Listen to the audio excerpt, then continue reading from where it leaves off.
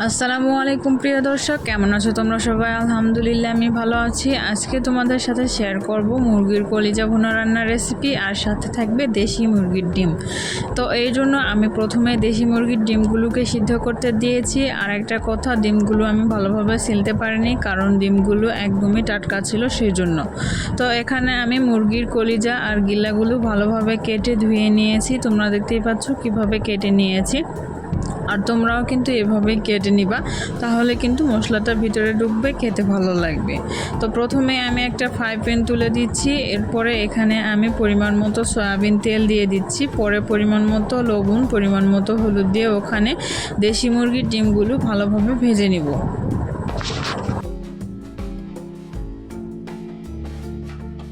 ডিমগুলো ভাজা হয়ে গেলে আমি ফ্রাই প্যান থেকে ডিমগুলোকে তুলে অন্য আরেকটা জায়গায় রাখছি, কারণ এই ফ্রাই প্যানে আমি আজকের রান্নাটা করব।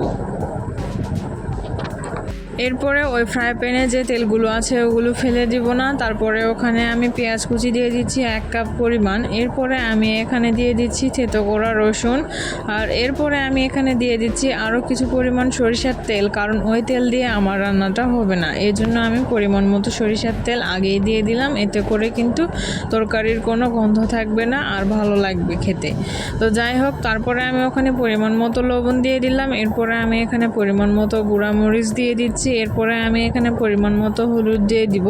তারপরে এগুলোকে হালকা একটু ভালোভাবে আরও নেড়ে দিতে হবে, যাতে পুড়ে না যায়। এরপরে এখানে আমি দিয়ে দিচ্ছি একটি তেজপাতা মাঝখানে চিড়ে দিয়েছি। তারপরে এখানে গরম মশলার গুঁড়া দিয়ে দিলাম। এরপরে এখানে বাটা মশলা দিয়ে দিচ্ছি আদা রসুন জিরা। আর গরম মশলার গুঁড়াটা কিন্তু আমরা সাদা এলাচ, কালো এলাচ, দারুচিনি এগুলোকে হালকা একটু ভেজে ব্লেন্ডারে ব্লেন্ড করে রেখেছি। এইটাই আমরা বিভিন্ন রান্নায় ব্যবহার করে থাকি। তারপরে ওই মশলাগুলোকে আমি পেঁয়াজগুলোর সাথে আবার ভালোভাবে মিক্স করে নিলাম। এরপরে এখানে আমি প্রায় 1 কাপ পরিমাণ পানি দিয়ে দিচ্ছি। তারপরে এগুলোকে আবার ভালোভাবে নেড়ে চেড়ে নিতে হবে।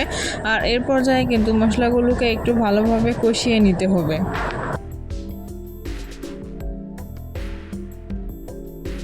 তো আমার মশলাগুলো কষিয়ে নেওয়া হয়ে গিয়েছে। আমি এখানে মুরগির গিলা আর কলিজাগুলো দিয়ে দিচ্ছি।